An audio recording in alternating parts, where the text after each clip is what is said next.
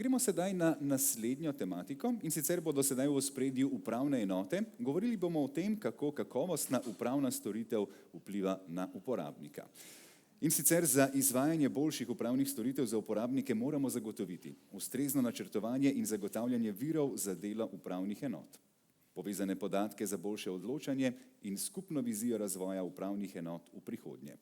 Tako da sedaj vabim goste, ki bodo sodelovali na okrogli mizi, in sicer okrogla miza poimenovana Upravne enote danes in jutri. Najprej vabim vodjo službe za upravne enote Mirka Stoparja.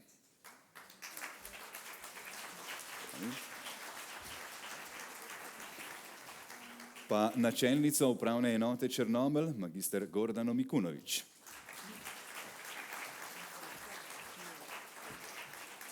Z nami je še en načelnik upravne enote, in sicer upravne enote Škofja Loka, to pa je Iztok Hostnik.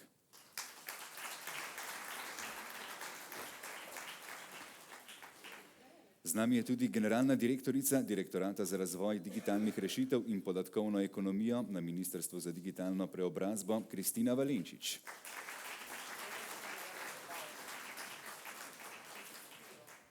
Če imamo načelnico in načelnika, imamo tudi generalno direktorico in generalnega direktorja, generalni direktor Geodetske uprave Republike Slovenije Tomaž Petek.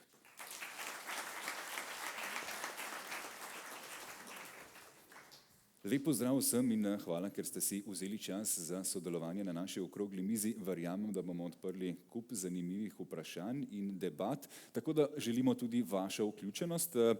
Bom še enkrat preveril, če tale del dela. Dvignemo desno roko. Super, pa levo roko, odlično. Zapomnite si to, potem, ko bodo prišla vprašanja publike na vrsto. Za začetek, če se nekako osredotočimo na upravne enote in Mirko tule nekako predvidevam, da bova midva začela, imamo 58 upravnih enot, 2500 zaposlenih po celotni državi. Upravne enote običajno z območjem obsegajo območje ene ali več lokalnih skupnosti. Kako lahko rečemo, da ocenjujemo trenutno stanje upravnih enot v Sloveniji z vidika učinkovitosti in kakovosti storitev? Oziroma, ali menite, da je čas za večje strukturne spremembe?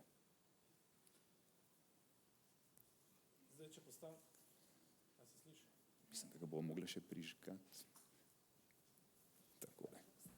Tukaj. Zdaj se pa slišimo. Zdaj, če gremo gledati v organizacijskem smislu, je seveda 58 upravnih enot, bom rekel, relativno velik zalogaj za koordinacijo in tako naprej, da bi rekli, da na nacionalnem nivoju želimo nekako stvari poenotiti, spraviti na skupni imenovalec, vse kar se tiče kakovosti upravljanja storitev in pa dostopnosti. Zdaj seveda na drugi strani so pa načelniki upravnih enot, predstojniki državnih organov, kar pomeni, da so pooblaščeni in odgovorne osebe, da seveda na svojem nivoju te stvari speljejo. Jaz mislim, da lahko rečemo v povprečju, da imamo relativno dobro kakovost in upravnih storitev kot taka in dostopnost, je pa seveda ta se sčasoma glede tudi navade in potrebe družbe spreminja. In to so tisti izzivi, ki so pred nami, na katere bomo mogli pač verjetno v prihajajočem obdobju bistveno večji poudarek dati. Tukaj se že mi dogovarjamo, se pravi, da sama velikost upravne enote, ko govorimo o številu prebivalcev ali pa kvadratnih kilometrih, se pravi območju, ki ga neka posamezna upravna enota pokriva, ni več zadosten meter, če temu tako rečem, glede na to, da smo ljudje zelo mobilni, da se zadeve zelo, bom rekel tako fluidno v zadnje čase precej bolj dogajajo, kar pomeni, da bo treba verjetno neke druge elemente zraven še pogledati. Ampak če se nekako lotiva tistih ključnih izboljšav, ki jih načrtujete za prihodnost, nekako je že samo ime konference jutri nalaga in po eni strani spremembe, izboljšave in pa misel na prihodnost. Kaj je tisto ključno, na kar se lahko osredotočimo? Pa bom kot izhodišče vzel ravno debato, ki smo jo večkrat pred začetkom te okrogle mize tukaj s kolegicami in kolegi imeli. Dejansko ugotavljamo, da bo treba narediti korak naprej, vsaj na nekaterih področjih, ki vsebinsko dejansko so zelo časovno potratni, če vzamemo tako. Recimo mnoštvo izdamo nekih potrdil, duplikatov, nekih dokumentov, ki jih je upravna enota kot taka že izdala. To je seveda neko časovno in sicerično tudi breme lahko za zaposlene. Zdaj seveda tukaj nam lahko zelo hitro nasprot pride digitalizacija, seveda ustrezne oblike in na tak način bi lahko vsaj del recimo zaposlenih razbremenili, kar pomeni, da bi imeli več časa in za strokovni razvoj in za posvečanje strankam kot takim. To bi recimo en tak temeljni princip. Seveda v AI-ju, kot umetni inteligenci in tako naprej še nismo nekaj silnega veliko rekli, Tukaj smo mogoče mačkam bolj previdni, ne, ker ne želimo, da bi mogoče z AI začeli na prvo žogo, bom tako zdaj rekel, ne, da dejansko umetna inteligenca namesto nas začne v nekih postopkih odločati. Ne. Ker vprašanje, kaj bi bilo, ampak smo rekli, pojmo s koraki s takimi rešitvami, ki vidimo, da jih lahko implementiramo, da zato zagotovimo neke ustrezne vire in da smiselno te zadeve peljemo naprej. Ampak zagotovo se bodo inovacije, nove tehnologije seveda upeljevale tudi v te postopke. Ja, absolutno. Zanima me, kako pomembno pa je medsebojno sodelovanje med upravnimi enotami in doseganje nekakšnih skupnih ciljev. Imate kakšen konkreten primer, recimo temu, uspešnega sodelovanja? Jaz si brez tvornega sodelovanja med upravnimi enotami, bom rekel, delovanja tega sistema sploh ne predstavljam. Ne? Ker namreč zadeva je taka tudi v praksi, ko je bilo treba prenašati določene nerešene zadeve iz ene upravne enote na drugo, so se druge upravne enote odzvale in se medsebojno pomagale. Tudi glede na to, kaj je pred nami, se pravi kot zadolžitve, kot neke zahtevne vsebine, ki jih moramo pač nasloviti, ne, brez nekega tvornega sodelovanja pač tukaj ne moramo priti skupaj. En tak zadnjih, z mojega zornega kota, zelo pozitivnih primerov je bil en dober mesec nazaj, smo bili srečni z vsemi načelniki, kjer smo ravno debatirali z naslova enega izmed teh realizacij podpisanega stavkovnega sporazuma, to je glede delitve nagrajevanja zaposlenih, ne, v okviru povečanega obsega dela. In tam sem jaz načelnike pozval, da naredimo en korak skupaj, ne, na tej poti na način, da so dejansko vsi načelniki podpisali tisti dogovor, kako smo dejansko v tej zgodbi skupaj. To se pravi, da tudi tisti načelniki oziroma upravne enote, ki imajo neke presežke, so te presežke pripravljeni deliti z upravnimi enotami, ker recimo teh presežkov za nagrajevanje zaposlenih nimajo. Ravno iz tega naslova, da smo rekli, da po vsem v državi jim jasno z tega naslova pokažemo, da nam je mar za vsakega konkretno zaposlenega. Hvala za enkrat. Mogoče tukaj vprašanje tudi za Gordano. Kako vi vidite to medsebojno sodelovanje med upravnimi enotami in a imate kakšen tak konkreten primer, kjer je bilo to medsebojno sodelovanje zelo uspešno? Hvala. Jaz najprej pozdravljam idejo, da smo danes tukaj, torej pohvale organizatorju MJU-ju, ker to je še ena oblika, kako lahko skupaj sodelujemo. Jaz imam to srečo, da sem kot nova načelnica padla za moje pojme v najboljšo koordinacijo načelnikov, s tem nočem užaliti ostale koordinacije načelnikov in s tem, ko smo se povezali, torej naša koordinacija, ostale koordinacije, mi si izmenjujemo znanja, šimlje, hitrejši smo, boljši smo in ne samo na strokovnem področju, torej s tem, ko se mi družimo, smo povezani tudi na ostalih manj formalnih področjih in to je samo rezultat vsega tega je, da smo skupaj boljši. In ne vem, za mene večkrat pravijo, da sem najbolj pomrežena načelnica in tukaj so tudi moji kolegi, ki so na nek način v strahu danes zame.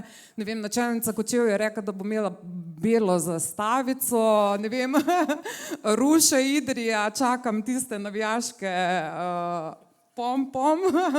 In najboljši recept je sodelovanje. Ne skrivati en pred drugim, ampak si izmenjevati izkušnje in znanja in to je s tem smo vsi boljši. Kako motivirati k sodelovanju? Imam občutek, seveda sliši se odlično, ampak najbrž niso vsi enakovredno angažirani, ko pride do želje po povezovanju in sodelovanju. Ste kakšne posebne prijeme, trike uporabili, kaj svetujete preostalim? Pa jaz mislim, da smo odprti, da smo odkriti, da ne skrivamo, da nimamo, ne vem, kart pod mizo. In skazalo se, ne vem, jaz imam srečo, da starejši kolegi po stažu, da so meni izjemno pomagali. Torej, ne vem, konkretno načelnica Novo mesto je rekla, Goga, ne odkrivaj tople vode, vprašaj, ti bomo dali tisto, kar je že odkrito in dejansko nesebično. Vsi kolegi delijo, vsi delimo med seboj. Tudi Ministrstvo za javno upravo, služba za upravne enote je naredila en pomemben korak, torej tudi verjetno Mirkotov prihod je rezultat tega, da se dobivamo.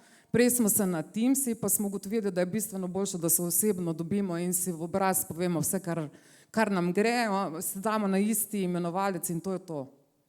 Hvala za enkrat. Iztok, kako vi ocenjujete to medsebojno sodelovanje? Kakšna je recimo relacija sodelovanja Škofja Loka Črnomelj? To je pa zelo dobro vprašanje. Razen telefonskega sodelovanja se mi zdi, da konkretnega fizičnega ni, bil je v dogovoru, tudi kakšen piknik pa obisk, ampak malo šepamo z realizacijo.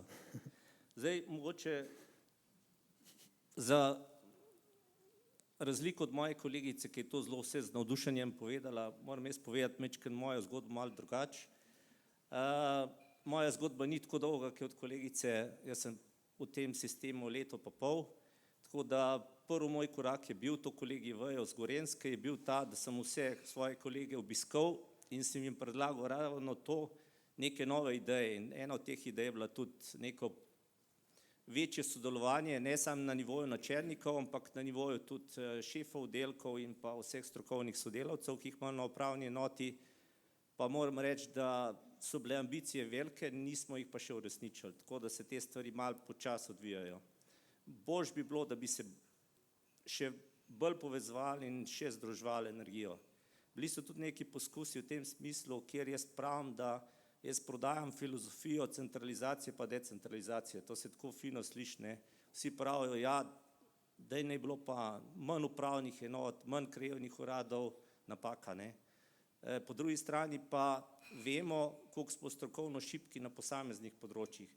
Tukaj jaz vidim centralizacijo. To so pravne zadeve, jaz konkretno vam povem, mojo bolečino je denacionalizacija, ne. Tle sem s kolegi iz Celja kar poskušal par projektov speljati oziroma dogovorov, pa nam ni uspelo. Hočem povedati, da to, kar smo prej zgodbo o uspehu Petra poslušali, direktorja pred nami, ne, niso zgodbe tako črno-bele, tudi izzivi se nam zelo spreminjajo na teh upravnih enotah in to povezovanje, kot je tudi Mirko povedal, je nujno. To pomeni, da samo mi skupaj, skupnimi močmi lahko dosežemo boljše rezultate. Tukaj je tudi vprašanje učinkovitosti, ne. Zdaj, meni se zdaj že kolegi malo režijo, ker zmeri ponavljam isto zgodbo, ne. Jaz sem imel to priliko v moji karieri, da sem bil v vseh sistemih. 25 let na 10 podlage sem bil v gospodarstvu, bil sem tudi na ministrstvu eno kratko obdobje, bil sem na univerzi 4 leta, na sedežu Univerze ljubljanske in zdaj sem kot načelnik upravne enote. Tako da mogoče znam primerjati, kakšna so ta okolja. Tako da posploševati je včasih zelo težko, ker se okolja zelo razlikujejo. Se pa strinjam, da je to ena od stvari, ki se jo moramo zelo temeljito lotiti. Jaz mislim, da prvi koraki so zelo spodbudni. Jaz bi na tem mestu tudi pohvalil spremembe, ki so se zgodile na ministrstvu z novim šefom službe za upravne enote. Se mi zdi, da dihamo zdaj s polnimi pljuči in da vse te delovne skupine se mi zdi, da bodo v prihodnosti dali dosti boljše rezultate, kot so v preteklosti. In jaz imam tukaj veliko upanje, da bo tudi ta medsebojno sodelovanje še boljše, kot je danes. Lepo je slišati, da sodelovanje in povezovanje toliko pravzaprav pomeni. Škoda, piknik sezona bo kmalu nazaj, tako da obudite te ideje in želje. Gordana, na kratko. Da se vrnemo nazaj. Jaz se spomnim, jaz sem že 20 let na upravni enoti in kot uradnica včasih smo imeli ogromno izobraževanj. Resorna ministrstva so poskrbela za nas. Dobili smo novo aplikacijo, so nas usposobili in to so potem kar opustili in pozabili so na upravne enote. In mi smo bili prepuščeni dejansko sami sebi. In potem se je začela tista zgodba, neenaki ste, neenotni ste, ne moremo vas dati na isti imenovalec. Le zakaj? Se noben ni skrbel za nas. In ne vem, jaz gledam te strokovnjake iz različnih ministrstv, oni poučujejo, ne vem, na teh konkurenčnih firmah, Nebra, GV Založba, zaračunavajo visoke kotizacije za nekaj, kar so dolžni nam dati zastonj. In prosim vse prisotne iz različnih ministrstv, da naj tega več ne počnejo. Mi smo dejansko prepuščeni sami sebi. Ja, dobimo obvestilo, nova aplikacija, znajdi se, splavaj. In potem, kaj, dobimo se skupaj in nekako dorečemo, kako bomo v bistvu sami iščemo rešitve, kako splavamo. In na naši koordinaciji smo se tako dogovorili. Ni zgolj odgovor digitalizacije, jaz se s tem ne strinjam. Jaz mislim, da mi moramo združevati ljudi in mi smo se nekako dogovorili. Ok, ministrstva niso poskrbela za nas, dajmo mi sami zase. In smo 10 upravnih enot, vsaka upravna enota si je pač vzela eno delovno področje. Naprimer, Novo mesto je izvedlo izobraževanje promet s kmetijskimi zemljišči, skupaj z Brežicami in Metliko smo izvedli izobraževanje na področju tujcev. In kaj je izplen? Ne zgolj novo znanje, isti imenovalec, da enako vsi počnemo, enako vsi razumemo, ampak da se ljudje dobijo, da se spoznajo, izmenjajo telefonske obraze. In to je tisto, kar mi ugotavljamo v praksi, da je tisti pravi recept. Ja, in tukaj seveda pohvale za tole današnje in jutrišnje druženje, ki mislim, da je ravno eno takšnih priložnosti. Izvolite, Mirko. Mogoče samo eno drobno pojasnilo. Ne? Zdaj, ugotovili smo zelo hitro, da imamo z matičarji problem, ker dejansko ti starejši, ki vsebino poznajo, odhajajo, oziroma ni več v sistemu in počasi bomo prišli do tega, da se bo tudi znanje in vedenje z tega področja dejansko izgubilo. Zato je bila to prva prioriteta, da bomo spet formalizirali in uvedli nazaj usposabljanje, kot smo jih včasih poznali, za upravne enote. Ne?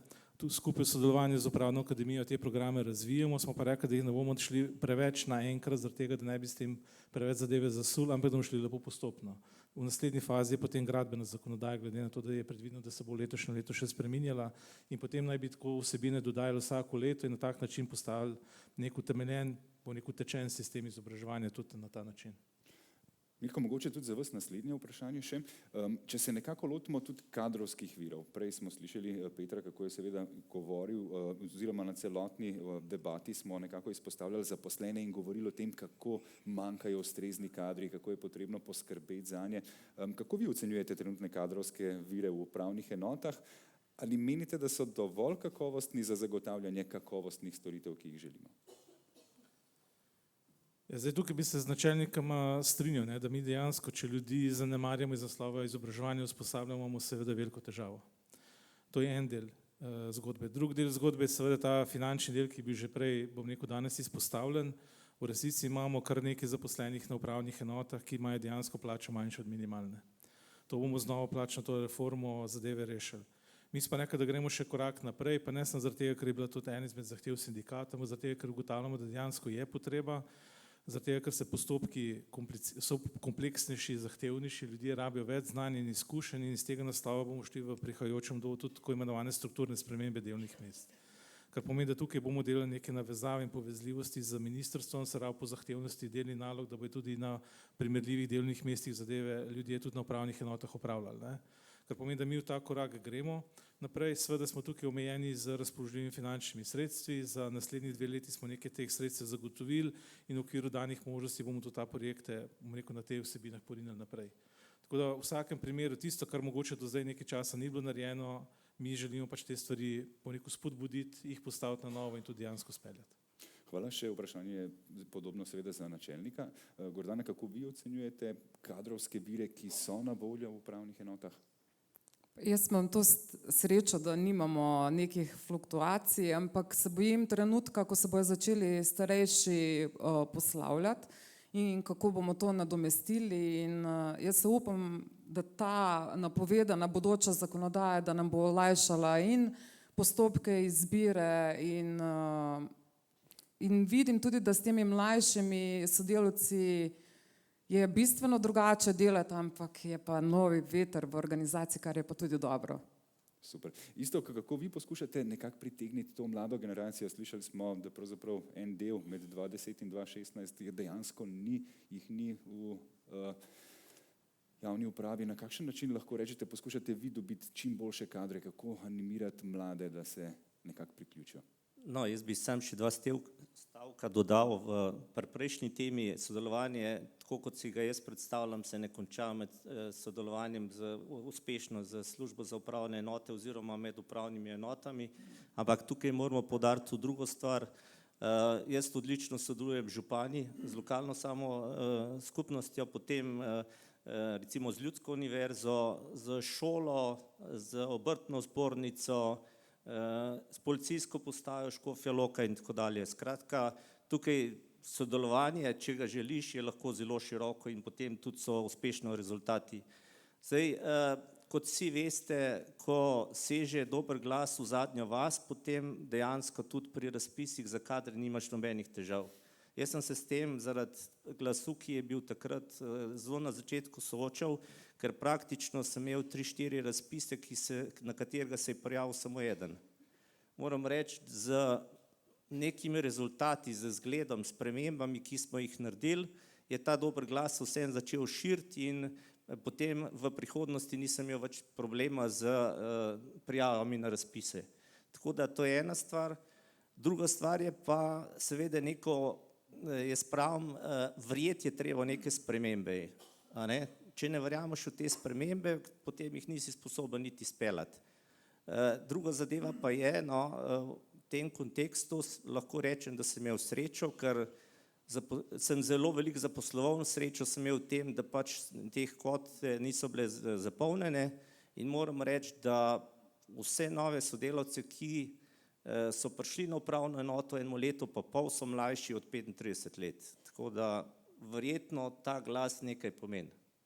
Sem se spomnil na tisti prejšnji slajd, več vodi, manj šefov. Najbrž se res pozna, da je potrebno tudi na ta način delovati, če želiš. Se strinjam in jaz bom rekel, da praktično transparentnost, poleg tega, kar sem rekel, transparentnost do vseh zaposlenih, mi smo zelo hitro vse tudi te vrtičke podrli, mi ključnih informacijah, kljub temu nas je zunanjimi sodelavci zdaj 50, nekak zaposlenih pa malo manj kot 40, zelo transparentno dajemo informacije, ko začutimo, nekako smo tudi vzpostavili sistem, bom rekel, teh zastopnikov zaposlenih, ni to sindikat, ampak nekako ljudi znotraj same upravne enote imajo neke zastopnike, ki znajo poročati in tudi zelo hitro se pozna, ali so odločitve prave ali ne, ker v Škofji Loki potrebuješ ravno 3 dni, da vsi vejo vse informacije, tako da to ni Ljubljana, ne, tako da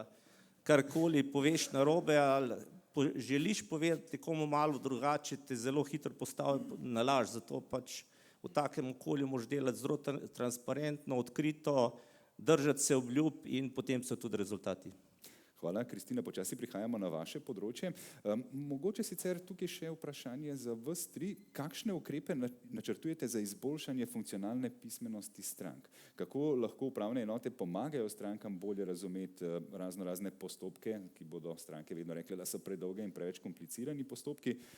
Na kakšen način lahko pravzaprav tukaj pomagamo? Zdaj, mi smo tukaj vključili, bom rekel, en dogovor je bil z Ljudsko univerzo, tukaj so dobili tudi na ministrstvu, bil je razpis javni, kolikor se spomnim, glede izobraževanja starejših oziroma nekih skupin in tam se mi zdi, da je bil zelo dober rezultat, ker je obisk bil teh tečajev za digitalno opismenjevanje zelo dobro obiskan. Drug segment je bil pa zelo pozitiven, kjer je bil razgovor z, bom rekel, šefom upokojencev v Škofji Loki in to smo ponovili tudi na ostalih občinah, kjer so jih dejansko na teh sami društvo jih je povabilo za obisk teh tečajev in so bili praktično tečaji, obisk tečajev je pokal. Toliko je bilo obiska. In mi smo imeli na ta način tudi nekako ta breme, ta skrb, kako mi zdaj uvajamo neke nove tehnologije, ker smo mi tudi uvedli samo en sistem rezervacije terminov, ki ni čist enak sistemu e-samonaročanje in so se vsi bali, zdaj se pa seveda nas boste pa izključevali, mi se pa ne znamo naročiti. No, in mi smo vse te teme in te spremembe, ki smo jih uvajali na upravni enoti, smo tudi vključili v izobraževanje pri teh inštitucijah in odziv je bil fenomenalen. Odlično slišati take novice s terena. Zdaj gremo že na drugo temo, digitalizacija, potem pa seveda tudi na vprašanja strani publike. Tukaj pa, Kristina, najprej seveda vprašanje za vas. Če je teza takšna, za digitalizacijo javnih storitev so ključni zlasti 3 cilji. In sicer, prvič, do leta 2030 bodo vse ključne javne storitve zagotovljene na spletu in dostopne vsem uporabnikom. Drugič, vsaj 80% ključnih javnih storitev, ki so dostopne digitalno, bo upravljenih digitalno. In vsaj, tretjič, 80% uporabnikov javnih storitev bo uporabljalo digitalno identiteto. Ali so cilji iz vidika upravnih storitev zastavljeni preveč optimistično? So dosegljivi taki cilji? Najprej hvala lepa za povabilo in ja, tudi današnja okrogla miza in udeleženci tega pač jasno kaže, da si vsi želimo sodelovanja, ker seveda vsi skupaj ocenjujemo, da brez tega ne more biti dobrih rezultatov, kakršnih koli, ali je to stvar digitalizacije, organizacije, česarkoli že. Ja, to so cilji, ki smo si jih sami zastavili, ko smo pripravljali strategijo digitalnih javnih storitev do leta 2030 z zelo širokim krogom deležnikov. Pa povzeti so tudi po digitalnem desetletju, to je pa krovni dokument Evropske unije, ki ga je pripravljen, ki ga tudi spremljamo. Jaz sem v bistvu večni optimist, no, tisti, ki me že dolgo časa poznate, ste verjetno to že spoznali. Jaz verjamem, da so optimistični, ampak so pa tudi realni. No. Ampak seveda ne, če bomo spali, če ne bomo nič delali, ne pa čakali, da bojo razrešili to drugi, ker to ni moje področje, ker za to je odgovoren en drug organ, ne. Ampak če bomo jasno si postavili prioritete, se pravi, katere so tiste storitve, ki jih želimo dejansko v popolnosti digitalizirati, potem znamo narediti preboj in se približati temu cilju. Smo pa danes zelo, zelo daleč od tega cilja. Če samo povem eno informacijo, število izdanih osebnih elektronskih izkaznic je že čez 700 000, medtem ko aktiviranih elektronskih osebnih izkaznic, se pravi ne uporabljenih, aktiviranih, do uporabe smo še daljše, jih ni niti 50 000. Niti 50 000. Res je, da imamo še druga sredstva elektronske identifikacije, ne? Ampak nekako štartamo vsi skupaj, da je za uporabnike prijazno tisto sredstvo, ki ga lahko uporablja na čim več različnih storitvah. In elektronska osebna izkaznica zagotovo tako sredstvo je, ne? Ki ga ne uporabljam samo za upravljanje elektronskih storitev, ampak mi je pač tudi čezmejni dokument, s katerim ste istoveteni in tako naprej. Tako da veliko skrb imamo za to, da bomo to naredili, da to dosegli. Mislim pa, da v bistvu povzemamo že številne aktivnosti v to smer. Ustanovili smo v bistvu strateški svet za digitalizacijo, katerega namen je, da na najvišjem političnem nivoju, če temu tako rečem, spremlja v bistvu te usmeritve, ki smo si jih zastavili v strategiji Digitalna Slovenija, ki ste jih zdaj prebral, in pa seveda tudi v Digitalni Sloveniji 2030. In to v bistvu res na vseh segmentih. Tako kot je prej načelnik povedal, je pomembno v bistvu ne samo upravne storitve, ampak bistveno širše. Kar jaz sem že zadnjič na eni konferenci rekla, če bi mi izumili avto samo zato, da bi se vozili na upravne enote upravljati upravne storitve, bi verjetno se danes vozili še zmer s tistim, tako. In enako je v bistvu pri teh storitvah. Mi moramo v bistvu razširiti uporabo storitev tudi izven državne uprave, se pravi, digitalno mora postati vsak dan. Ne, da ima uporabnik izkušnjo, ne vem, pri spletnem bančništvu povsem drugačno, kot jo ima na upravnih storitvah, ker to v bistvu vse odbija uporabnika. No. In seveda, če smo bili in začeli s sodelovanjem tudi pri digitalizaciji, je ključno sodelovanje, predvsem pa seveda misel na končnega uporabnika, in ko bomo imeli res vsi v svojih srcih tistega končnega uporabnika, potem bodo padle tudi te barijere, zato je odgovoren MNZ, zato je odgovoren MDP, zato je odgovoren nekdo drug, ampak skupen cilj nam mora biti, da v bistvu pripravimo celovito in kakovostno storitev. Hvala, Kristina. Tomaž, nekako mislim, da je Kristina zelo dobro napovedala, da je sodelovanje potrebno in da tukaj pravzaprav upravne enote seveda bodo potrebovale čim več pomoči oziroma načinov, da se lahko izboljšave zgodijo. Kako lahko vi z podatki, z bazami, pri digitalizaciji pomagate? Kako lahko pravzaprav tudi geodetska uprava seveda z to širino podatkov pomaga? Ja, hvala za vprašanje. Strinjam se s predgovorniki, da je ključno sodelovanje oziroma informacijska podpora procesom, in tega se tudi na geodetski upravi že kar nekaj let zavedamo. Rekel bi tako, po letu 2000 so bile praktično že vse evidence prostorske v digitalni obliki, ampak do same uporabe, do samih podpore v konkretnih procesih pa prihaja žal šele v zadnjih letih, ker je tukaj ogromno preomenjenega potrebnega sodelovanja in pa tudi spremembe načina razmišljanja predvsem o tem sodelovanju, ni samo sebi umevno. No. Zdaj, kar se tiče geodetske uprave, mi smo že, kot sem dejal, v preteklosti veliko teh evidenc ponujali preko različnih spletnih servisov uporabnikom. Z razvojem teh skupnih gradnikov, ki jih razvija Ministrstvo za digitalno preobrazbo, se danes dejansko te uporabe dogajajo praktično dnevno. Vendar tukaj še ne smemo biti zadovoljni, mislim, da moramo ravno v tem, kar je Kristina rekla, gledati z vidika uporabnika, kako te storitve, spletne storitve ali pa aplikativne interfejse, kakorkoli jim pač rečemo, pripeljati v podporo konkretnim procesom. Zdaj morda lahko na tem mestu povem, da Geodetska uprava skupaj z še Agencijo Republike Slovenije za okolje in Direkcijo za vode ter tremi direktorati danes v 2 različnih ministrstvih za naravne vire in prostor in za okolje in podnebje in energijo.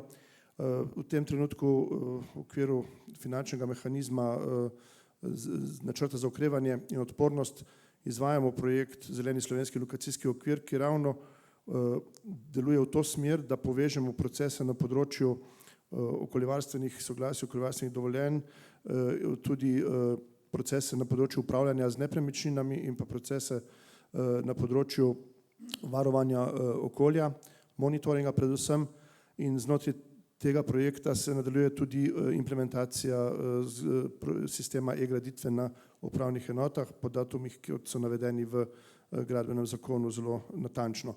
Vse te aktivnosti imajo en skupen cilj, pripeljati prostorske podatke, podatke o lokaciji, podatke o nepremičninah v neposredno elektronsko uporabo, zato da ne bi več zahtevali od naših strank neka dokazila, neka potrdila. Predvsem pa se s to uporabo izboljšuje tudi kakovost. Saj mi smo velikokrat kritizirani, da nam evidence ne ustrezajo dejanskemu stanju, ampak velikokrat je dejansko stanje se ureja na pobudo lastnika nepremičnin v konkretnem primeru.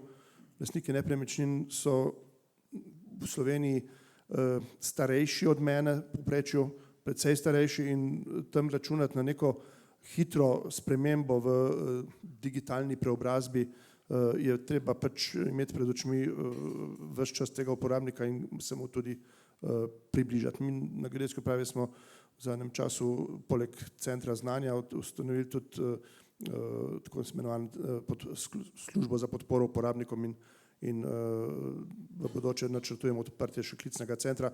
Skratka, aktivnosti, ki so usmerjene proti uporabniku, in tukaj so seveda vedno dobrodošle tudi povratne informacije, ker ne vemo vedno za tiste konkretne težave in tegobe, ki se pri uporabi prostorskih podatkov, ne samo tiste, za katere je zadolžena Geodetska uprava, ampak tudi drugih prostorskih podatkov v praksi dogajajo. Hvala. Zdaj, glede na samo ime konference, jutri nekako ne moremo mimo, že prej smo jo omenili, umetne inteligence, čeprav tako kot Mirko pravi, bi bilo brezglavo seveda zdaj umetne inteligence predati vse vire delovanja, načine delovanja, ampak vseeno, kako lahko napredne digitalne rešitve in umetna inteligenca prispevajo k izboljšanju upravnih storitev za državljane? Ja, strinjam se, da živimo v svetu, kjer nam umetna inteligenca in strojno učenje in sodobne tehnologije ne samo trkajo na vrata, ampak so praktično tukaj. Tega se ne moremo izogniti, tudi če bi si želeli. Zdaj, v naših konkretnih primerih smo kar nekaj poskusov uporabe sodobnih tehnologij, predvsem pri metodah in tehnikah daljinskega zaznavanja, preverili in ugotovili, da je tam nekje do 80% zanesljivosti lahko dobljeno bodisi pri, ne vem, če govorimo o volumnih stavb, ki so zgrajene v Sloveniji, in pa bruto etažni površini, ali pa tudi o sončnih potencialih streh in podobno, se praktično pridobi z tehnikami, ki so narejene na metodah daljinskega zaznavanja, aerofotografiranja oziroma uporabe satelitskih podatkov. In če na to spustimo tudi recimo to strojno učenje, ugotavljamo, da se zelo hitro identificirajo, ne vem, stavbe, ki so drugačne, kot jih imajo uradne evidence danes evidentirane, ali pa da govorimo o drugih prostorskih objektih. Od tu dalje pa seveda samo še človeška inteligenca, ker strojna nam tukaj ne bo pomagala te postopke potem izpeljati, če ugotavljamo bodisi nelegalne gradnje, bodisi neskladne ali pa kaj podobnega. Super, najlepša hvala. Kakšni pa so v bistvu načrti za razvoj podatkovne ekonomije v Sloveniji in kako to vpliva na samo delovanje upravnih enot? Kako nameravate spodbujati uporabo in povezovanje podatkov za boljše odločanje? Lahko morda z vidika Geodetske uprave najprej, pa bo verjetno Kristina tukaj dopolnila. Prej sem govoril o teh procesih, ki jih želimo podpreti, in tukaj predvidevamo, da bi lahko zelo v bližnji prihodnosti, ko bo zaživel sistem e-plana, e-graditve in pa ko bodo te podatki v storitvah integrirani, v storitvah, ki omogočajo hitrejše odločanje ali pa lažje odločanje v procesih, kar kakšen prihranek časa ustvarili. Predvsem danes v Sloveniji imamo, kot sem prej dejal, obilico podatkov, ki so že v digitalni obliki, pa jih morda ne znamo poiskati. Konkretno primer, ne vem, na upravnih enotah se pogosto ugotavlja obstoj objekta pred določenim datumom. In tukaj zdaj mi nadaljujemo z georeferenciranjem vseh. Najprej smo morali skenirati arhivske posnetke, arhivske aeroposnetke iz leta 68, 72 in kasneje. Zdaj jih pospešeno georeferenciramo in predvidevam, da bodo nekje v roku pol leta tudi na voljo vsem uporabnikom, da bi lahko potem s neko časovno komponento poiskali informacijo, kaj je bilo fotografirano v določenem območju in takrat se lahko morda kakšen ugotovitveni postopek naredi kar brez zahteve po nekih dokazilih ali pa pričah in podobno. Takšnih primerov lahko naštevam, ampak bom dal še Kristini besedo.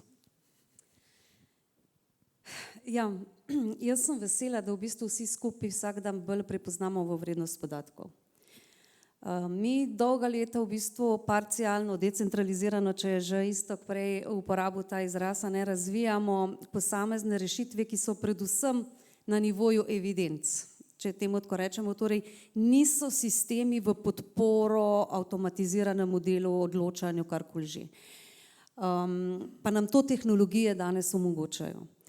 Predvsem zato, ker smo se v bistvu digitalizacije lotili, to je moja ocena, ne, ampak entuzijastično, če temu tako rečemo. Ne.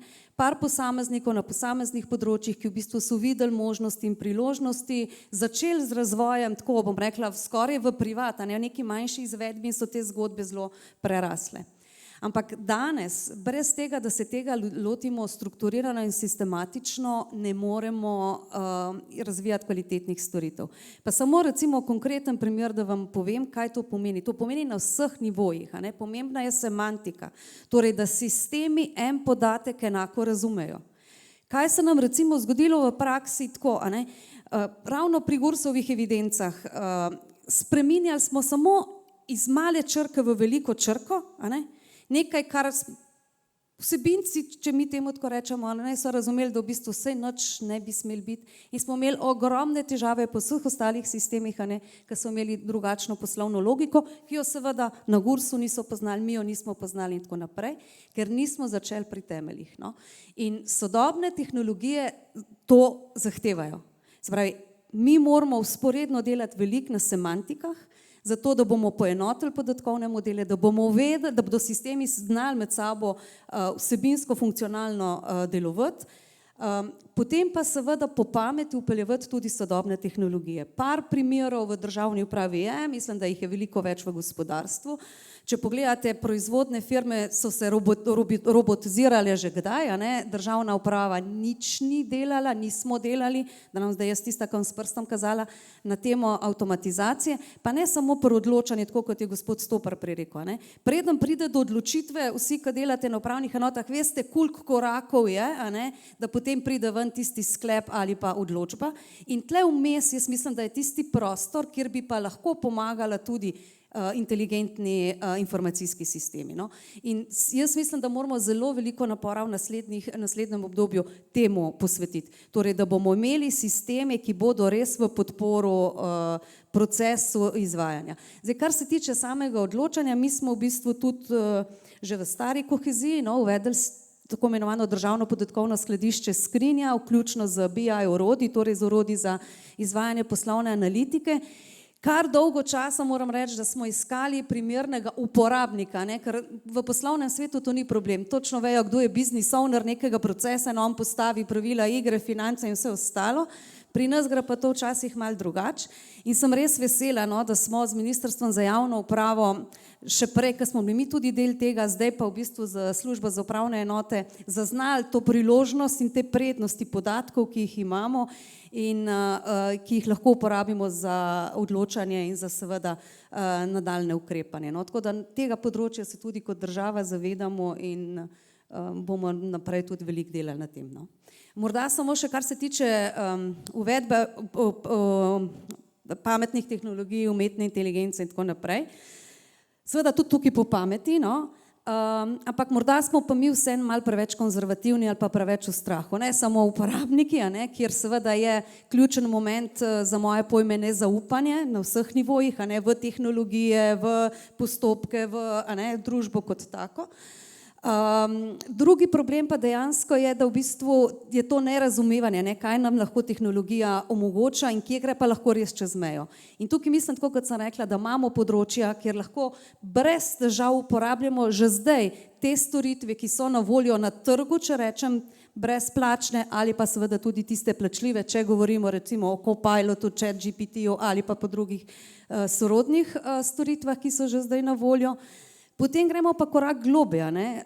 Tam, kjer pa bi lahko to tehnologijo uporabimo v procesih, ki jih upravljajo na upravnih enotah ali pri drugih državnih organih.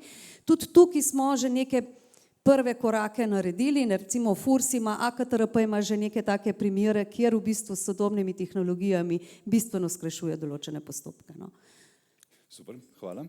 Isto mogoče vprašanje na to, kako pomembni so podatki in analitika pri vas za odločanje. Koliko je res so ti podatki nek srž za, oziroma kako vaša upravna enota implementira razne digitalne tehnologije za to, da bi izboljšala storitve za državljane? Ja, jaz bi bil zelo vesel, da bi imel vse, temu mi rečemo dashboardi, ne vem, kako se že to prevaja, na tele nadzorne plošče, kjer bi lahko direktorji oziroma načelniki na enem mestu dobili vse pomembne informacije, na podlagi katerih bi se odločali. Žal, situacija ni taka.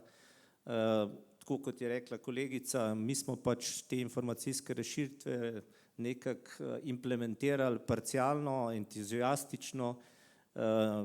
Tukaj nas čaka zelo še velika naloga, da te vse informacije integriramo, ker danes predno lahko uspešno speljamo nek sistem ali se odločamo, rabimo kar nekaj časa, da vse te informacije v različnih informacijskih sistemih najdemo. In šele na podlagi tega, še hujše je pa, da določene informacije celo naročamo pri deležnikih, ministrstvih, da lahko dobimo tiste najbolj točne podatke. Tako da jaz bom tukaj uporabil par besed, ki se zelo veliko uporabljajo. Ena stvar je integracija, to je nujno, ki je treba narediti, to se pravi, prej kolegica je govorila, ja, imamo milijon evidenc, imamo tudi razvit sistem Pladen, ki nam omogoča nekako do teh informacij priti, kljub temu imamo pa težave teh integracij. Druga poanta je, mi moramo to delati neko orkestracijo. Se pravi, mi vedno naletimo na del procesa, ki pač ni informatiziran in potem delamo peš. Pa eno stvar, ki mogoče danes tudi, če nismo omenili, nam more zakonodaja omogočiti fleksibilnost. Mi te fleksibilnosti danes nimamo. S tem, da ne bom zdaj vam razlagal, ker ste dali vsi to skozi, kako je, ko prideš z enega drugega okolja v državno pravo in se moraš, jaz sem si prav slovar iz razslovja naredil po posameznih zakonih, da sem razumel, kaj ti zakoni pomenijo, ker bom rekel, izrazoslovje je star iz 90-ih let in se v drugih, bom rekel, gospodarstvu in tudi na univerzah že vsaj 15 let ne uporablja. Tukaj je pa še zmeraj aktualen, tako da sem se jaz mogel tudi naučiti vseh teh famoznih besed, kakšen pomen imajo. Seveda, kot ste rekel, ne samo za se odločati, ampak sprejemati tudi ukrepe in te ukrepe tudi spremljati. In jaz čakam čas, kjer bomo mi imeli srečanje načelnikov, tukaj pa zdaj za izziv za mojega kolega, kjer se bomo o faktih pogovarjali na podlagi podatkov, ki nam jih bo prikazala skrinja. Ja, seveda, kar takoj, Mirko. No, izziv sprejeti takoj, ne. samo v pojasnilo. Ne. Zdaj, začeli smo z nečem, pač, ker je, tako kot Kristina lepo rekla, nekje pač moramo začeti. Začeli smo s Krpanom. Ne. Zdaj v planu imamo, da dejansko vse ostale te registre, ki jih uporabljajo upravne enote, saj vezane na notranje zadeve pa infrastrukturo, da bi jih nekje do konca januarja spravili tudi v skrinjo. Kar bi potem v praksi pomenilo, da te ključne podatke iz naslova obremenitev, izvedbe posameznih postopkov in tako naprej na upravnih enotah imamo na enem mestu. Ne? Seveda imamo malo večji zalogaj, ker smo rekli, bodo malo podjetni, pa imamo še korak naprej, ne? Ker seveda je ključno, da na to pripeljemo še ljudi, ne? Tisti, ki izvajajo te postopke. Seveda integracija z MFRAC-em bo verjetno malo bolj zabavna zgodba, ne? Ki bo malo dlje trajala, malo trši oreh, da ne rečem kamen, ki ga bo treba streti, ne? Ampak že tudi to imamo ideje, kako in kaj bi se tega lotili, za katere namene. Ne? Z direktoratom za javni sektor smo se o tem že pogovarjali, ne? Ker tudi oni imajo en model, sodeluje na skrini, kako bi te zadeve čim prej noter pripeljali. In tudi zaradi, ne samo zaradi plač, ampak predvsem zaradi delovnih mest, da vidimo, kaj se tam dogaja, na kakšen način so strukturirane in tako naprej. Ker tudi iz naslova odločanja, ko govorimo o tem, da izvajamo temeljno funkcijo, recimo, če gremo gledati, ne, čemu služi ministrstvo oziroma služba za upravne enote, je zagotavljanje temeljnih pogojev za delovanje upravnih enot. Kadri, finance so eni izmed teh ključnih zadev. Ne. In seveda mi želimo operirati in te zadeve, ali pa iti upravnim enotam nasproti na podlagi nekih faktov. Ne to, bom zdaj grobo rekel, kako je nek načelnik glasen, prodoren in tako naprej, ampak mora tudi neki podatki temu slediti. Ne. In seveda, če bomo te zadeve ustrezno povezali med seboj, bomo imeli relativno dobro platformo, da se bomo lažje odločili, nekomu prišli pravočasno nasproti. Ne. In tisto, kjer jaz vidim dodano vrednost, bom rekel, umetni inteligenci, pa bom rekel, je ta napovedni del zgodbe. Ne. Mi analitično znamo za nazaj pogledati. Z neko verjetnostjo reči, kako in kaj je. Ampak bistveno dlje od tega nam pa dejansko, bom temu rekel, pamet težko seže. Ne. In na vse možne scenarije, ki se nam lahko pojavljajo in tako naprej, ne, imamo v misli predvsem to prilagodljivost na potrebe jutrišnjih uporabnikov, ne.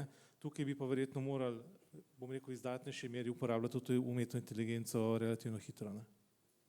Super, še Gordana, za vas vprašanje podobno kot prej za Tomaža, na kakšen način lahko rečete, pravzaprav so podatki pri vas pomembni, kako skušate tudi pri vas implementirati digitalne tehnologije, na kakšen način izboljšati tukaj funkcionalno pismenost strank, recimo temu? Ne vem, mi jih ne implementiramo, ampak Maju pridno skrbi, da jih pač dobimo in pridno uporabljamo.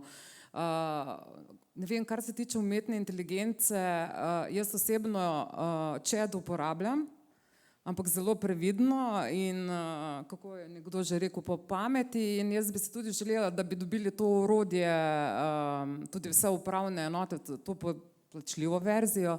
In ne vem, nekoč je doktor Polona Kovač je v zvezi z umetno inteligenco podala tako, ne vem, meni zelo všečno izjavo, ker skandinavske države že uporabljajo to in umetna inteligenca piše upravne akte, ampak doktor Kovačeva je rekla, ampak ta umetna inteligenca nikoli ne bo nadomestila empatije človeka. In se mi zdi, da to naše stranke najbolj cenijo, ta osebni stik uradnika in stranke. Ko govorimo o povezljivosti vseh teh sistemov, to je pa čist ena druga zgodba. Mi imamo ta slavni Krpan, ne vem, imamo 1000 vlog tujcev, torej vozimo podatke v Krpan in v tej dobi digitalizacije jih pridno peš tipkamo v register tujcev. Torej, stvari v praksi ne funkcionirajo. Ne vem, nekoč smo imeli Lotus Notes, ki nam je, ne vem, plunil obremenjenost posameznika, kar Krpan ne zmore. Ne vem, včeraj smo se igrali v Krpanu z Duni in 3 opcije poročil, ki jih Krpan uporablja za Dun, smo dobili 3 različne rezultate. In zdaj nam vi povejte, ne vem, kateri rezultati so kredibilni. In v tej dobi morajo naši ljudje peš pisati poročila, da uparimo te ročne podatke s podatki v Krpanu. In jaz bi se želela, da so te aplikacije povezane. Jaz sem štela aplikacije, ki imamo upravne enote na voljo. In pri 48 sem jih nehala šteti. Ne vem, ene delujejo v enem brskalniku, ne vem, naša ograja za služnosti v Chromu, katerega več sploh nimamo naloženega. Igramo se z različnimi aplikacijami v različnih okoljih, ki delujejo po različnih principih, v različnih gradnikih. Dajmo, mi v tej dobi govorimo o digitalizaciji. Prosim vas lepo. In samo še eno prakso iz našega okolja. Vi govorite o centralizaciji teh storitev, ampak kaj se je pri nas izkazalo? Ne vem, Furs je odšel iz lokalnega okolja, ker se je vse centraliziralo, ker je vse digitalizirano. In kaj? Ljudje so ostali brez storitev. Ne vem, tu imamo kolegice iz občine, ki so pač uporabljali svojo moč preko občinskega sveta, da so pripeljali nazaj v lokalno okolje pisarno Fursa. Ker so ljudje starejši, ki se želijo osebnega stika, so digitalno nepismeni in tu moramo storiti veliko več. In vse lepo zveni, digitalizacija, online, cyber, ampak v praksi pa ne funkcionira, kot bi sicer moralo. Super, hvala. Mirko, mogoče za zaključek te druge teme, kako lahko rečemo, kaj vidimo v naslednjih 5-10 letih, kakšna je nekakšna digitalna vizija razvoja upravnih enot? Kje so tiste nujne ključne spremembe, ki jih lahko pričakujemo? Bom se navezal na to, kar je Gordana ravnokar končala. Jaz mislim, da z digitalizacijo ne smemo imeti kot glavni cilj, da bomo nadomestili stik s strankami. Ampak da dejansko si olajšamo življenje, pohitrimo ga na ta način, razbremenimo, zmanjšamo mnoštvo potencialnih napak. Ne? Če rečemo iz tega naslova to, ne? Da bomo lahko jutri, če bomo temu tako rekli, delovali bolj optimalno. Ne? Res je, da imamo tudi danes kakšne postopke na upravnih enotah, ki vsaj mlajša generacija ne vidi nobenega smisla, da hodimo na upravno enoto, če imamo že digitalne certifikate in tako naprej, zakaj ne more online neke take stvari naročiti, do teh storitev prideti. Ne? Pa jaz mislim, da to relativno enostavno lahko z neko dobro voljo zadevo kot tako rešimo. V vsakem primeru pa moramo iti korak naprej, tako kot so že tudi prej sogovorniki rekli, da dejansko mi nehamo informatizirati baze podatkov, da se ukvarjamo s procesi. Kar pomeni, da človeka uporabimo tam, ker ga res nujno potrebujemo, vse ostalo pa če lahko mašina namesto nas naredi, naj to naredi. Super. Na področje kadrov in na področje e-graditev še pridemo, tako da ta vprašanja so zaenkrat še, recimo temu, zadržana. Medtem ko vas publika pozivam, če je kakšno vprašanje na tematiko bodisi digitalizacije ali pa splošno upravnih enot, da dvignete roko. Ok, bomo še imeli priložnost, upam, da nisem kakšne roke spregledal. Gremo pa, seveda.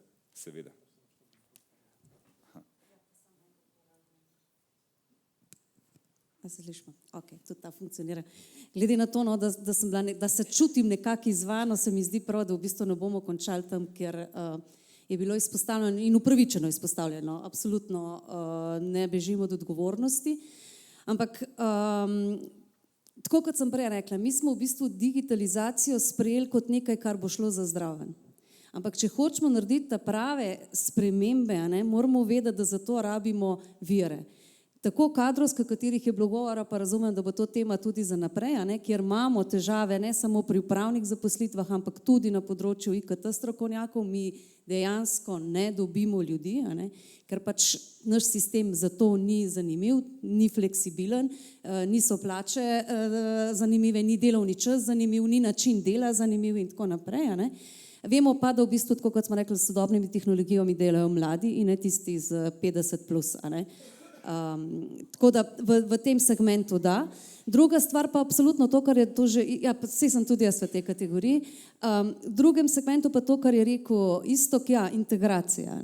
Mi sistemov, že teh obstoječih, ki so dejansko, nimamo integriranih.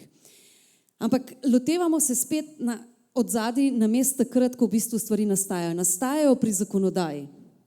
In zakonodajo pač pripravlja posamezen resor, mi jo dobimo v medresorsko usklajevanje, ampak mi smo tehniki in ne beremo tistih črk zakonov tako, da bi videli že v času zakonodaje, da v bistvu je treba postopek optimizirati. Mi postopkov ne optimiziramo. Pa ne v tem smislu, da bi ukinjali upravne enote oziroma te točke, ki so dostopne za končne uporabnike. Te morajo biti čim bolj razpršene, pa čim daljši čas na voljo. Ne samo od 7 do 3, ampak morda tudi v kakšnih drugih časovnih gabaritih. Ampak govorimo o tem v bistvu, ko mi postopke, ki grejo po fizični poti, želimo samo spremeniti v elektronsko, v digitalno, to pa ne gre. to ni samo preslikava. Tukaj pa rabimo, v bistvu jaz pravim, četico zaposlenih na MJU-ju, zdaj s to birokracija, ne vem koliko jih je, nekaj je bila osredotočena samo v en segment, kjer bi dejansko lahko pri vsaki zakonski spremembi najprej pogledali spremembo še z vidika optimizacije procesa. Potem lahko pa pridemo z rešitvami, ki bodo bolj prijazne, pa dale večjo dodano vrednost.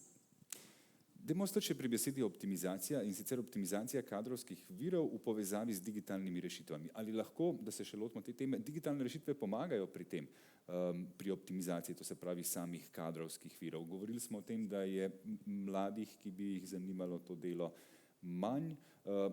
Hkrati obstaja seveda neka slutnja po tem, česa vse bi bila umetna inteligenca sposobna, ali lahko tukaj vidimo kakšne povezave oziroma rešitve?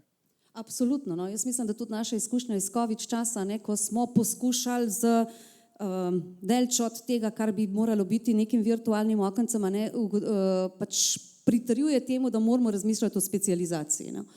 Pa še enkrat, ne o specializaciji, da se umikamo od ljudi, ne razmišljam o tem, razmišljam o backendu, se pravi o procesih, ki izvajamo znotraj državne uprave in da jih za uporabnika tudi poenostavimo. Ta jezik, ki ga mi govorimo, tako kot je rekel Iztok, ne samo, da se ga mogo Iztok naučiti, uporabniki ga ne razumejo.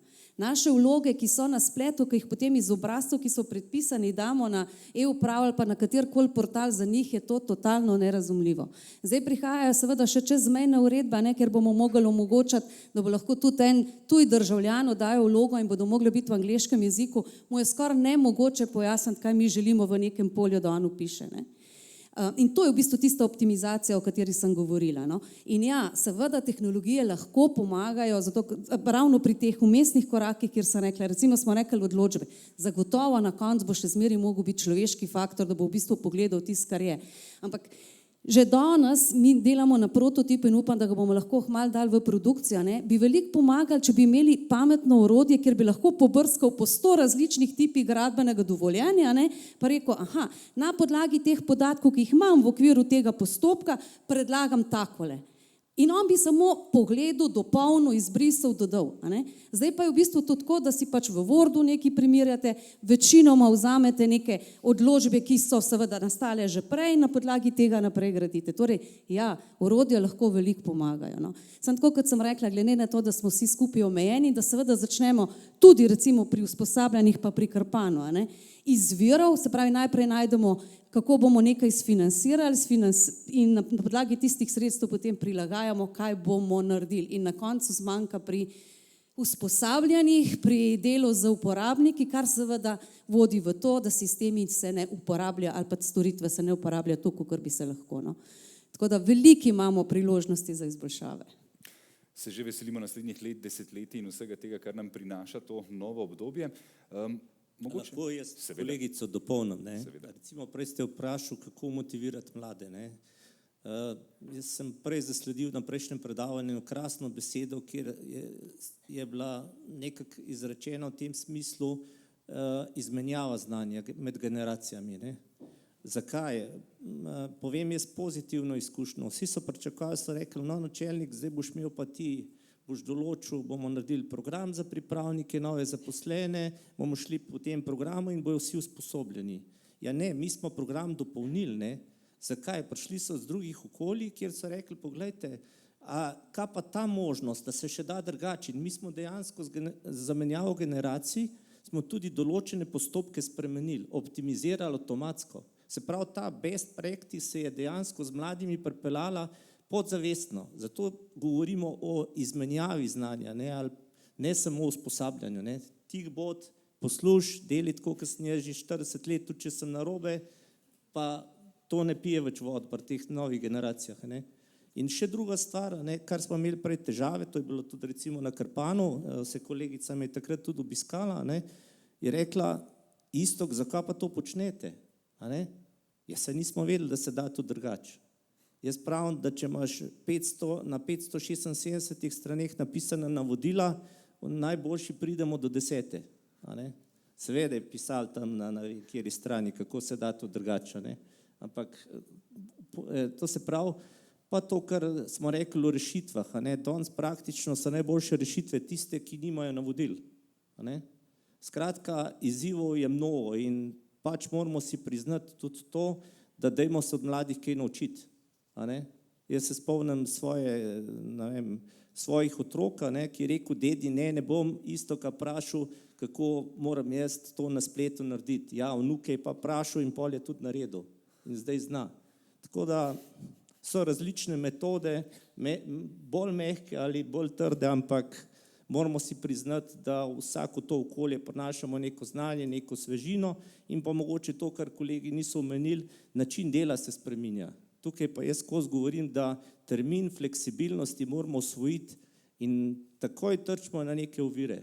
Recimo, jaz zelo poudarjam to, kar ministrstva že vel čas počnejo, recimo pri nas je bil tabu delo na domu in še kaj drugega, ne? Ampak z neko svobodo, z neko, bomo rekel, zrelostjo so rezultati, se lahko Mirko potrdi, so odlični. Jaz lahko svoje sodelavce sem kapo dol pohvalim, zato smo naredili toliko boljše rezultate, ampak skupaj, ne zaradi moje malo trmoglavosti tudi. Ja. Mirko? No, bi tukaj samo še eno zadevo dodal. Ne. Pred časom smo imeli tako kot en izziv razpravo, ne, kako ljudem dejansko približati neke pogoje dela, ne, ker smo rekli, da se pač spreminjajo skozi čas. Mi smo tudi izkušnje iz COVID časov, kako je se en kup zadev dalo od doma delati, zakaj pa danes več ne. In mi smo ugotovili, da imamo na upravnih enotah eno čisto osnovno težavo, ne, pač vsi imajo stacionarne računalnike, ne. Mislim, težko stacionarni računalnik pod pajsko na baso, pa ga domov nesi in do doma upravlja neke naloge, ne. Zato smo v okviru te delovne skupine za prenovo dejansko šli korak naprej, pa smo rekli, da mi poleta lahko to zadevo standardiziramo na nek drugačen način, seveda današnjemu času in prostoru primerno. Ne? In smo tam dejansko tako po spominu na 80% delovnih mest prišli, da je seveda logično in prav, da imamo prenosni računalnik kot osnovno delovno orodje, ne?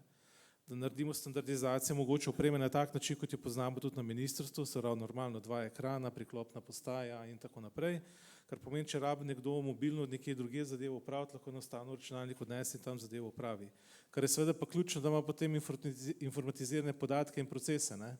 Kar pomeni, da zdaj tehnološko, ne, bomo na MDP to naš predlog poslali, se pravi iz naslova nabav, tudi zato, ker v letošnjem letu, vsaj po naših podatkih, mislim, da ta zadnja garancija poteče tudi računalniški opremi. Ne?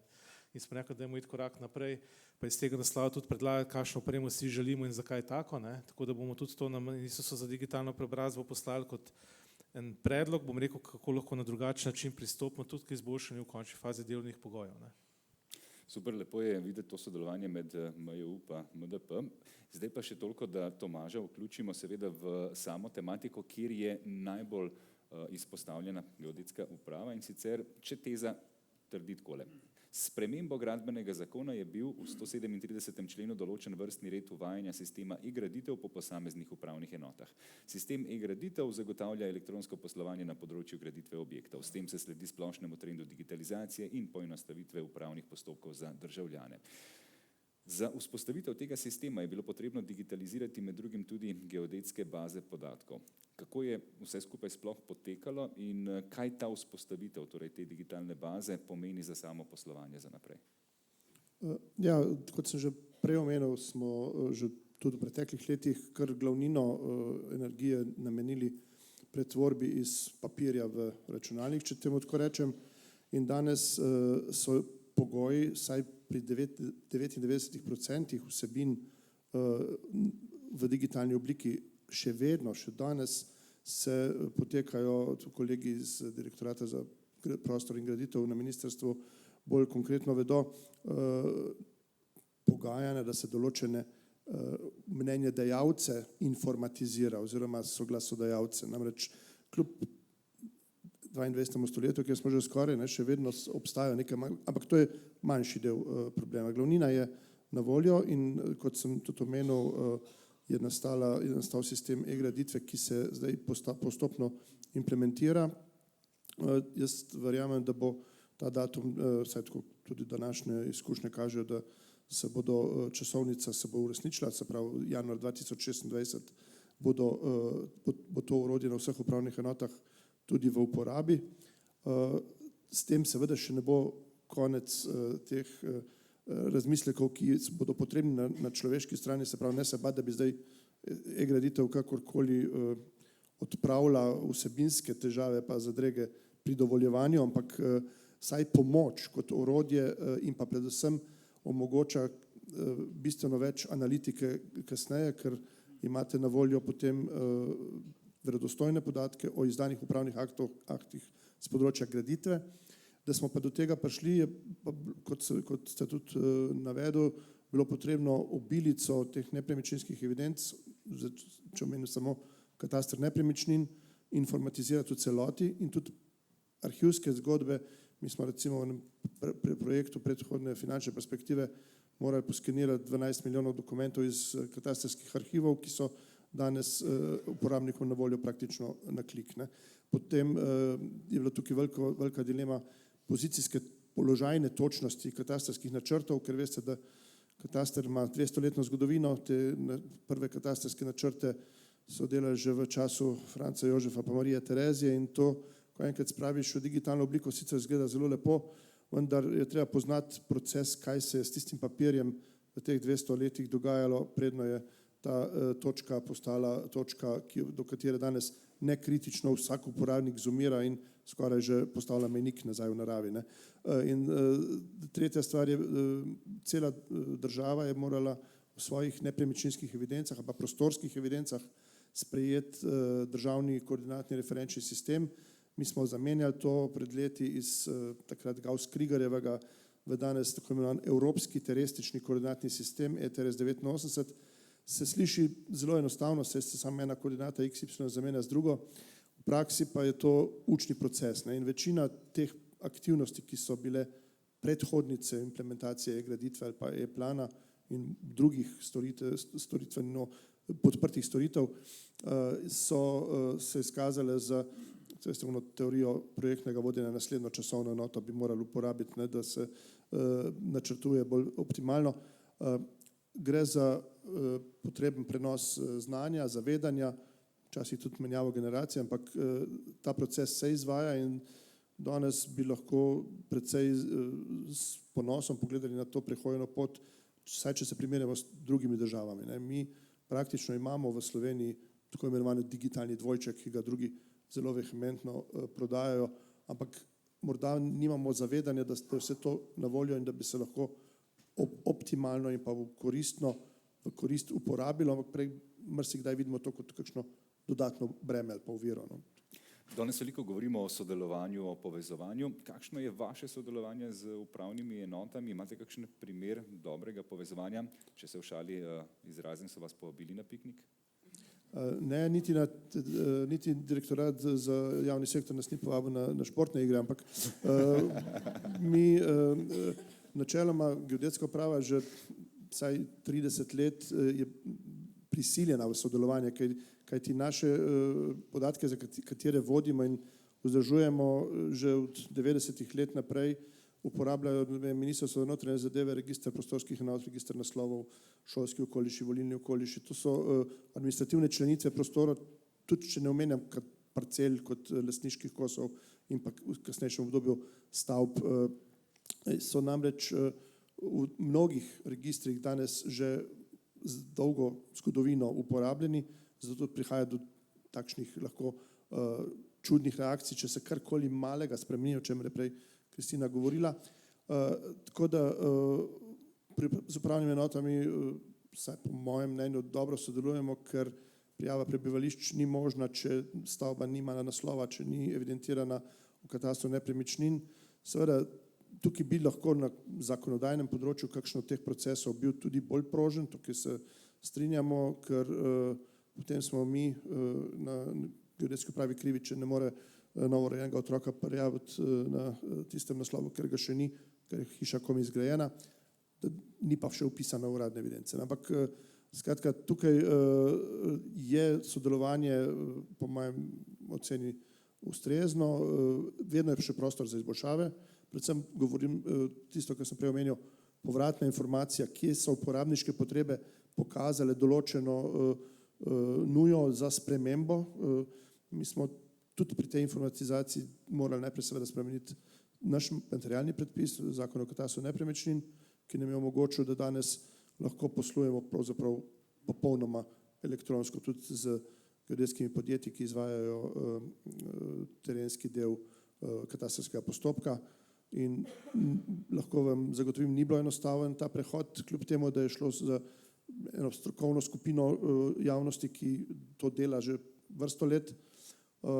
Seveda najlažje je bilo reči, da se vam nič ne dela, pa Ministrstvo za digitalno preobrazbo ni naredilo svojega, ampak zdaj po 2 letih uporabe pa lahko se pohvalimo, da praktično postopki tečejo znotraj zakonsko predpisanih rokov, da nimamo zaostankov in pa da tečejo bistveno bolj enako, ker namreč za odpravo krajevne pristojnosti danes v sistem vloženi postopek je dodeljen pač naslednjemu prostemu uradniku oziroma sodelavcu, ne glede na to, na katerem področju nepremičnina leži.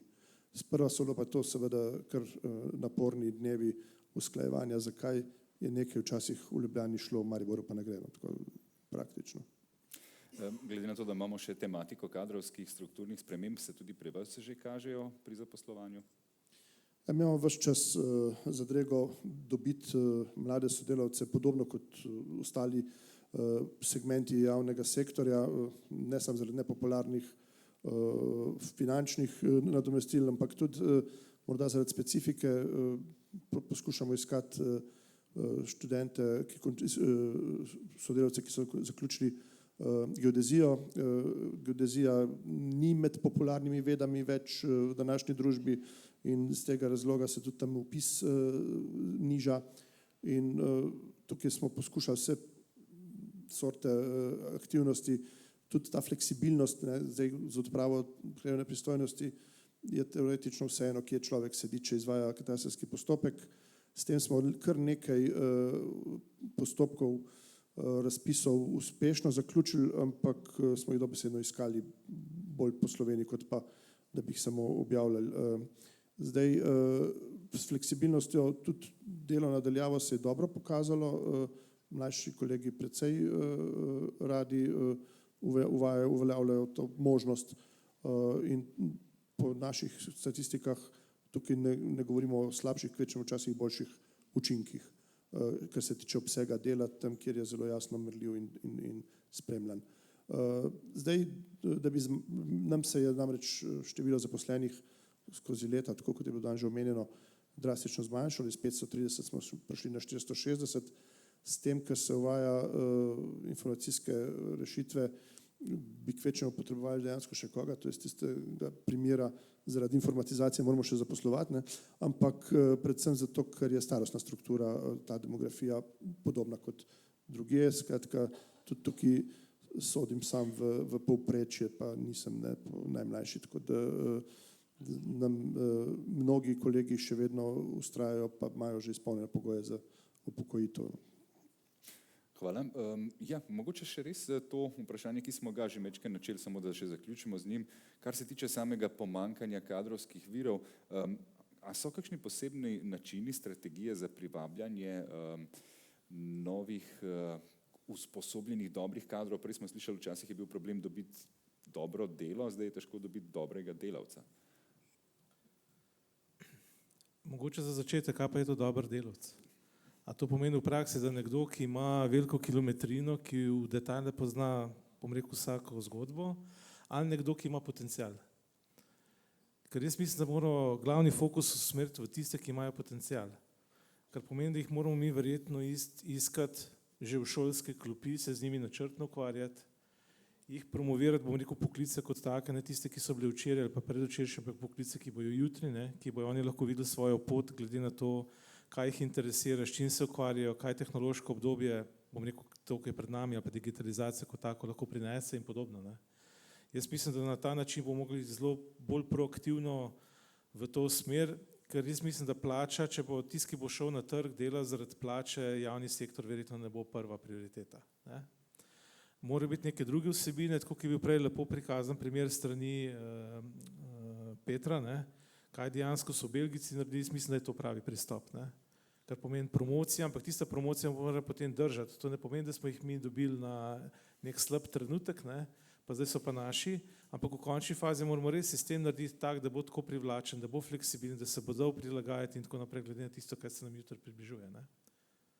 Ja, se strinjam, da je tukaj potencial sigurno pomembnejši od vseh preostalih vrlin. Kako pa lahko, zdaj še vprašanje za vaju v bistvu kot načelnika, na kakšen način poskušate zagotavljati, da so zaposleni in ustrezno usposobljeni in motivirani za delo? Kako v bistvu, ko imaš kader, poskrbiš za to, da se ta kader dobro počuti?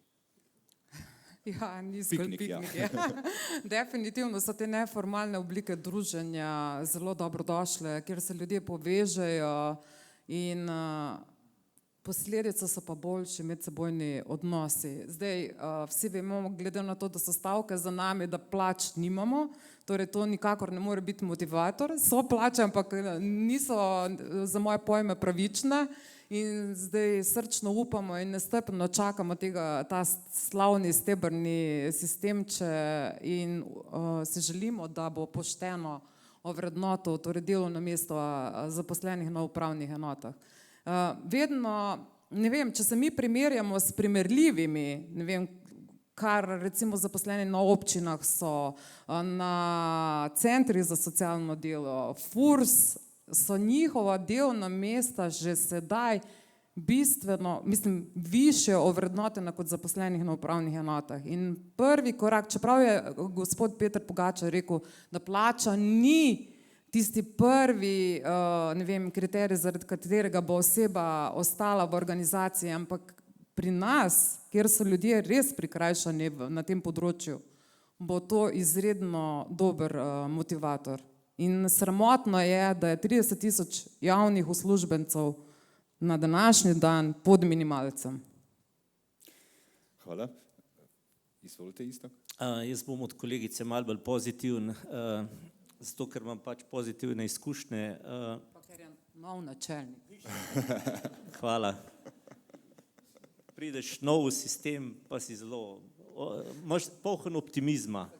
Ja, tako da zdaj čakam ene 2 piknika, pa drugačen. Skratka, ja, zdaj prva stvar, ki bi rekel, promocija. Mi smo se dogovorili za 2 dogodka, zelo v jeseni. Prvi dogodek bomo, kjer bomo nastopali v srednji šoli v Škofji Loki, kjer bomo nekako predstavili svoje delo in tudi, da to ni noben bav in da tudi želimo kakšnega sodelavca novega. Zelo smo, moram reči, da smo kar nekaj študentov zdaj v tem času, letu pa pol, angažirati pri teh nalogah, ki so bili nekako v zaostanku, pa to ne smemo na glas govoriti. Tako da smo nekako stvari uredili.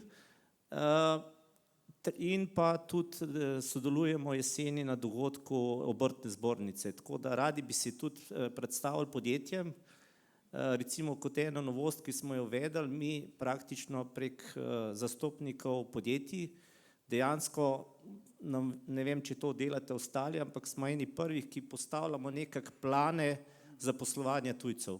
Jaz do novega leta zdaj vem, pri nas je cirka 22 podjetij, s katerimi sodelujemo in vem, da je njihova želja te tujce zaposliti. Tako da smo zelo optimirali tudi to frekvenco, da nismo od danes na jutri presenečeni, zdaj jih je pa 50 prišlo. Tako da mi delamo, prej je bil en dober izraz, delamo na tem, da bi bili neobčutljivi na spremembe. To se pravi, da je sistem toliko trden, da kakršnakoli sprememba se nam dejansko v praksi zgodi, smo na novo pripravljeni, kar se sliši nemogoče. Ampak delamo na tem. No. Tako da jaz sem optimist, jaz zelo rad delam tudi z mladimi, ker nam prinašajo nove ideje, kot sem prej rekel, mogoče tudi se sprašujejo, tako kot je pri majhnih otrocih, se veste, kako je pri 5 ali pa mlajših letih, več imajo vprašanj, ko si jih ti sposoben odgovoriti in to je samo pozitivno. Začneš se spraševati, a pa res moram tako delati, a ne bi raje malo drugačne. In to je nekak taka spodbuda, da tečemo naprej. Pa tako kot mogoče, kaj pomenijo generacija, te digitalne kompetence so pri teh ljudeh mlajših že razvite, kar imaš mogoče težavo pri starejših. Ampak tukaj ne smemo obupati. Učinkovitost ne sme biti tista beseda, ki je prepovedana.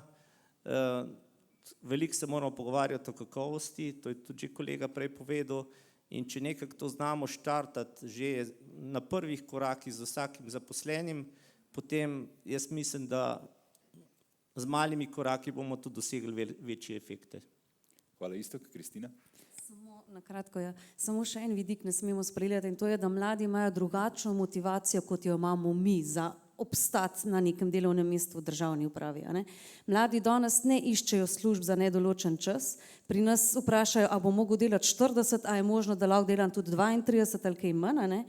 Se pravi, krajši delovni čas ni motivator nedoločen čas in to moramo znati upoštevati. Vam dam samo primer. Mi imamo kar nekaj študentov, s katerimi zelo uspešno delamo. Eden izmed študentov je 14 dni nazaj diplomiral in je izrazil željo, da bi se rad zaposlil na področju, kjer je eno leto uspešno delal. A ne? Ko je bil študent, v bistvu ni iz Ljubljane, je imel subvencionirano vozovnico, subvencionirano bivanje, kaj še, pa študentsko delo, a ne seveda. Zdaj je vse tole izgubil, ker nima pogojev za delo, da bi se lahko zaposlil na se pravi delovnih izkušenj, a ne, primerljivih, smo šli v pripravništvo. Ampak izgubi vse 3 bonuse, ki jih je zdaj imel, pa pripravništvo ima bistveno nižje, kot je dobival študentsko delo. To je pa pač druga plat medalje. No. Super, mislim, da je fajn, ko zaključimo v bistvu z tem, kaj vse se še da, oziroma ko vidimo, da so rešitve in opcije še na mizi. Če bo čas za eno hitro vprašanje, oziroma če bo roka v zraku, potem bo čas za eno hitro vprašanje, tamle od zadaj vidimo roko. Ali lahko še enkrat takole, da pride še mikrofon do tja?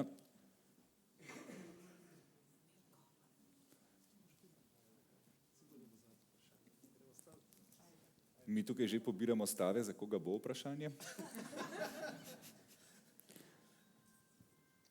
Za Mirkota. Pozdravljeni, Klemen Gruden iz Ministrstva za delo. Najboljše, da dam za vse vprašanje, da nam kdo prikrajšan. Najprej, kar se tiče teh aplikacij, ne, mi imamo tudi cel kup aplikacij in včasih dobimo idejo za kakšno novo aplikacijo, pa jaz lahko povem svojo izkušnjo, jaz sem probal pol na Ministrstvu za digitalno preobrazbo preveriti, če se da v kakšno obstoječo zadevo že implementirati, ampak sem ugotovil, da tam je zelo težko do kogarkoli priti, tako da ta osebna izkušnja je zelo pomembna. No. Tako da to, če mi pojasnite, na koga naj se obračamo, da bomo dobili take rešitve, ki se jih bo dal pol dejansko v praksi uporabiti. To je prvo vprašanje. Drugo pa, ko vsi jamrate za kader, ne. Ko gremo nekam na podeželje, ne, vsem manjka kader, ampak dejansko, če prideš dopoldne na kjerkoli urad, imamo mi vse urade odprte, ampak ljudje so pa v Ljubljani, recimo v službi. A ste razmišljali kaj v tej smeri, da bi se povezvali na lokalnem nivoju, tako kot recimo se ostali povezujejo. Recimo, če greste na pošto, te vprašajo, si prišel na pošto ali si prišel na pumpo. Ne, isto je pa na upravni enoti, bi lahko tudi imeli ostale storitve. Zavod za zaposlovanje, CSD, upravna enota, pa še vsi ostali, vsi delajo recimo v Črnomlju ali pa v Škofji Loki, ne, ampak imajo zelo malo, nekateri zelo malo, nekateri pa zelo veliko za delati. Hvala. Ne vem, jaz bom začela od zadaj. Na naši upravni enoti gostimo FURS in se je izkazal za izjemno dobro rešitev, ker smo vsi pod isto streho. In torej stranke v bistvu na enem mestu dobijo več storitev različnih organov. Torej vaš predlog je vsekakor dober, ampak politična volja je očitno popolnoma drugačna. Nas želijo centralizirati. Torej, v glavnem, kar se pa tiče tistih IT rešitev, jaz vidim ključno težavo, da se IT-ovci in vsebinci v bistvu, če ne delujejo skupaj od začetka razvoja rešitve, je ta rešitev obsojena na prepad. Torej ti, ko že generiraš neko rešitev, moraš imeti uporabnika v obziru, torej je to starejši, je to mlajši in to rešitev njemu na kožo pisati. In mi smo recimo, mi dobimo ene produkte kar vržene, torej mi jih dobimo, pri njih nismo sodelovali in nismo testirali in zdaj jih uporabljate. In to je ta ključna težava v praksi. Ne vem, tudi ko smo gradili go.si, kaj smo naredili? Čeprav sem bila v tej skupini, meni ta rešitev sploh ni všeč. Zdaj enih podatkov kar ne najdemo. In ker je grafična, celostna grafična podpora, mislim, celostna grafična podoba je predpisana in ker je predpisana, mi ne smemo narediti en všečen produkt. Ne me hecati. Zakaj pa ne spremenimo zakonodajo, pa naredimo eno dobro rešitev? Ne vem, vedno se gibljamo v teh nekih zakonskih okvirih, namesto da bi slabe rešitve odpravili. In mi smo go.si gradili zaradi tega, ker je predpisana celostna grafična podoba. Ne vem, če se enkrat za foro pojdete na Novo Zelandijo in kako všečno so predstavljene torej storitve pač državne uprave. Na poljuden način, ne vem. Rodila sem, kam moram iti, želim potovati, kaj moram storiti. Mislim, in te kar vodi. Mi imamo pa vse dolgočasno, suhoparno in to samo zaradi tega, ker smo omejeni s temi zakonskimi določbami. In to mene moti pri teh rešitvah. Pa jaz bom odgovorila na prvi del. Očitno je gospod nov na MDDSZ-ju ali pa nima dolgega staža, ker drugače bi zagotovo prišel do mene, ker skoraj po mojega ni v dvorani, da ne bi poznal mojo telefonsko ali pa moj mail. Ampak ja, nisem sam jaz tista, ki sem na MDP-ju. Mi imamo na strani MDP-ja objavljen katalog informacijskih storitev, ki jih ponujamo in tam so v bistvu tudi kontaktne točke. Drugače pa seveda jaz poskušam odgovoriti, nisem najbolj ažurna, tako kot bi si želela, da bi lahko mirno spala, ampak se trudim, če ne me pa vsaj dvakrat pocukajte, pa zagotovo dobite odgovor. Kar se pa tiče to, kar je gospa načelnica rekla, ja, dejstvo je, ampak jaz mislim, da se preveč zgovarjamo na zakonodajo, no. Seveda smo omejeni zakonodajo in velikokrat jo je treba tudi spremeniti in jaz mislim, da zato smo pač vsi tukaj, ne, da jo spreminjamo. Predvsem je pa v bistvu tisto, da nimamo srčnih ljudi, ki bi se določene naloge lotili in bili zraven od začetka do konca. No.